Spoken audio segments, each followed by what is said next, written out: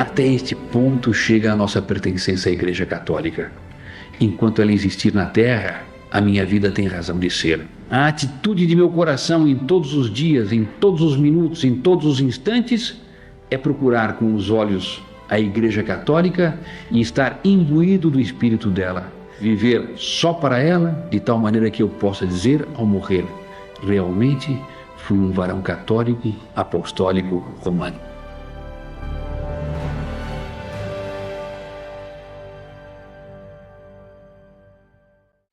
Na sua fase de adolescência, Monsenhor João estava muito chocado com várias atitudes que ele ia vendo na linha da decadência dos costumes.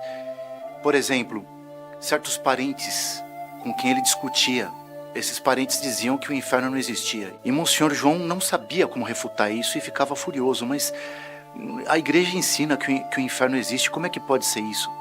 Até que um dia ele encontrou um professor novo de religião, que apareceu no colégio que ele estudava.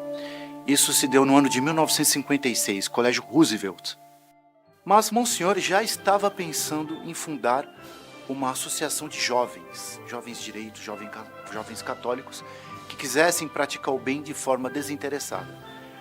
E vendo aquele professor com aqueles argumentos todos, Monsenhor achou interessante a coisa e disse: olha, esse aqui é uma pessoa interessante para eu convidar para essa associação que eu quero fundar. Esse fato se deu no dia 30 de abril de 1956. Dia seguinte, 1º de maio, feriado, Monsenhor foi na casa desse professor para propor a questão da associação, como é que seria, tal. E o professor praticamente não deixou Monsenhor falar. O tempo inteiro ele falando coisas históricas, especialmente contando a vida de Martinho Lutero, a obra que Lutero tinha feito, tal. Monsenhor disse: nossa, a única igreja verdadeira, do único Deus verdadeiro, é a Santa Igreja Católica, Apostólica e Romana. E a gente tem que se entregar à Santa Igreja de corpo e alma, inteiramente. A minha vida é a Santa Igreja Católica, Apostólica e Romana. Dito e feito. Naquele dia, Monsenhor foi dormir mais cedo. Acordou cedo, bem cedo. Foi a pé por volta de 6h40, já estava caminhando para a igreja que ficava próximo da casa dele, caminhando a pé. A igreja de São João Clímaco. Monsenhor estava tão encantado que ele se entregou como escravo da Santa Igreja Católica, servindo a ela continuamente, em plena consonância com ela e vivendo só para ela. E que maravilha! Pouco tempo depois, Monsenhor encontrou um homem que ainda mais consolidou esse propósito na alma dele e levou esse propósito a uma altura enorme, que foi o Dr. Plínio.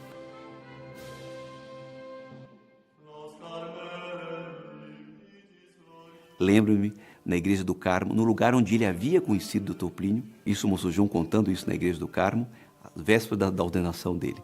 O Dr. Plínio dizia: mamãe me colocou na Santa Igreja, me introduziu na Santa Igreja com o Santo Batismo. O Dr. Plínio dizia de modo pitoresco: mamãe me empurrou para dentro da igreja com o Santo Batismo.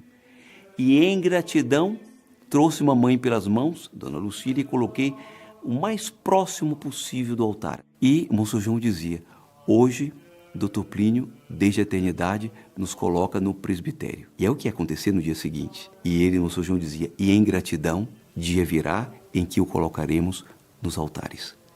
E sempre mais, sempre mais, sempre mais.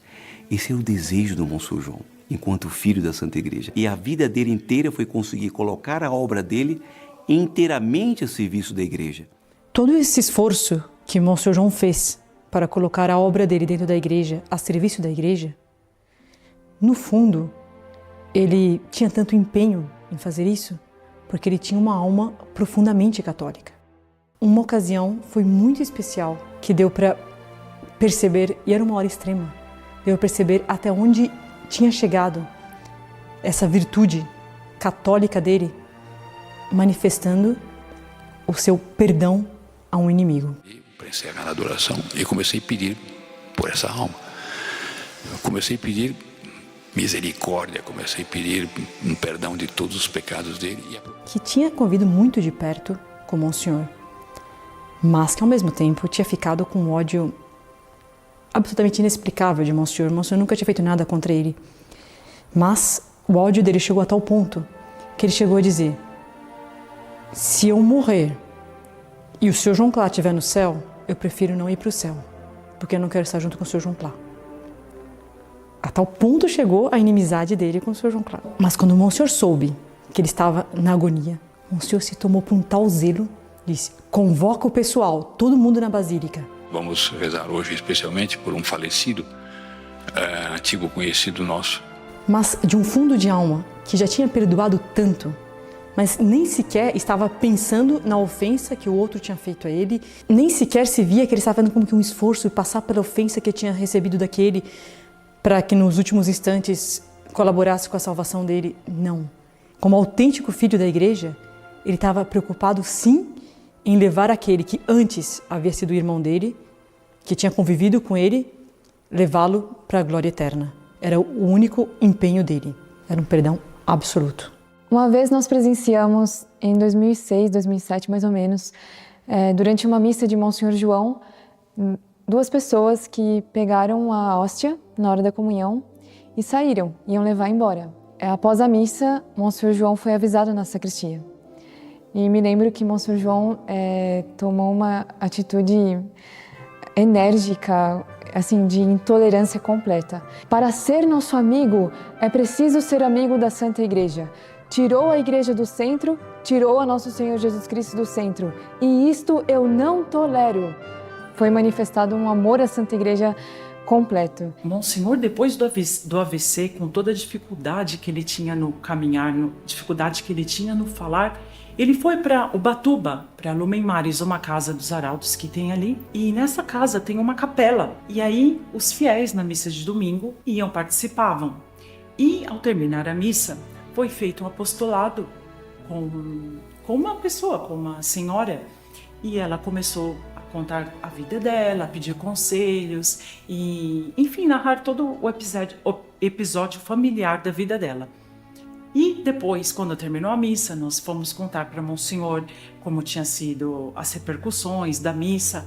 E ao contar esse caso dessa senhora, e que essa senhora tinha impedimento para constituir o matrimônio, Monsenhor se interessou tanto pelo caso que ele, com toda essa dificuldade, ele tomou o caso para si, assumiu essa senhora como se fosse filha e ele conseguiu legalizar todo o matrimônio de ambos, pediu para um canonista ver toda a questão dos dois, quais eram as possibilidades da parte de um, da parte de outro, para poderem definitivamente viver junto dentro da lei de Deus. E Monsenhor levou esse caso até o fim. Tanto levou até o fim que foi o próprio Monsenhor que fez o matrimônio dos dois na Basílica, na nossa Basílica aqui, na Serra da Cantareira. E foi um dia belíssimo, porque foi um casamento muito emocionante, porque como o Monsenhor fez tudo, e o Monsenhor foi o celebrante ainda, ao entrar a noiva, ela, ao escolar a mão do Monsenhor, ela foi agradecer o Monsenhor, e ela teve uma crise de choro, que ela ficou tão emocionada que ela não sabia como agradecer, a não ser através das lágrimas.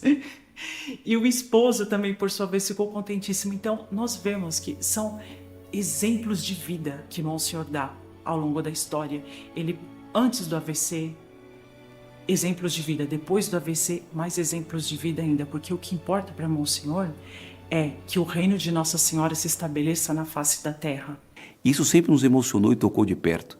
Às vésperas da ordenação de um que já era diácono e que se aproximou dele, Monsenhor João, aliás, por telefone, dizia para ele: Padre João, estava lendo um livro sobre São João Bosco e o primeiro filho dele, que foi sacerdote, São Miguel Rua, dizia para ele: Dom Bosco, eu quero estar inteiramente nas mãos do Senhor. São João Bosco enfiou a mão no bolso, tirou um lenço, amassou o lenço e disse: é assim que eu lhe quero em minhas mãos.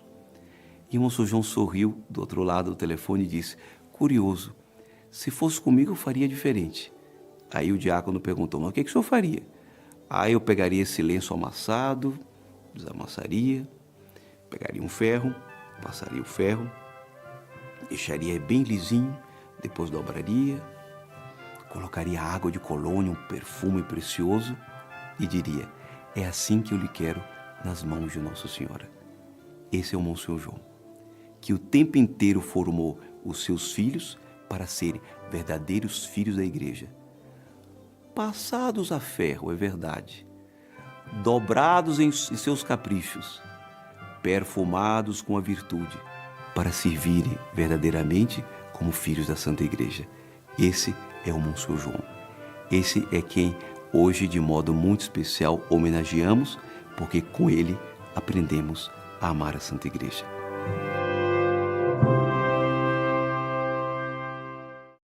Um grande amigo, o melhor amigo. E aquilo ficou muito claro naquele sorriso de Monsenhor. Era um vínculo para além da morte.